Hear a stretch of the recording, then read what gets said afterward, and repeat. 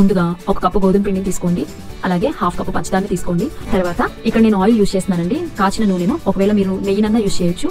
కొద్దిగా ఆయిల్ వేసుకుంటూ పిండి మొత్తాన్ని చపాతీ పిండిలాగా కలుపుకోండి.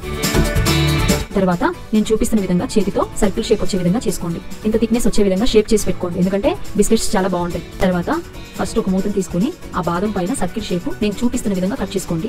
ఒకవేళ కనుక మీరు క్యాప్ మొత్తాన్ని కనుక క్లోజ్ చేసి కట్ చేస్తే మీకు స్నోమెన్ షేప్ అనేది రాదు.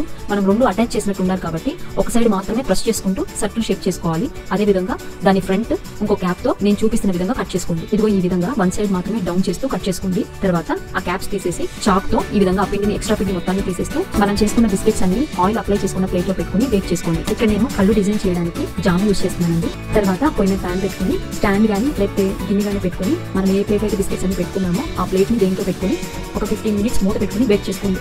ఇలా లైట్ గా బ్రౌన్ షేప్ వచ్చిన తర్వాత బిస్కెట్స్ ని తీసి పక్కన పెట్టుకుని చల్లారబెట్టుకోండి.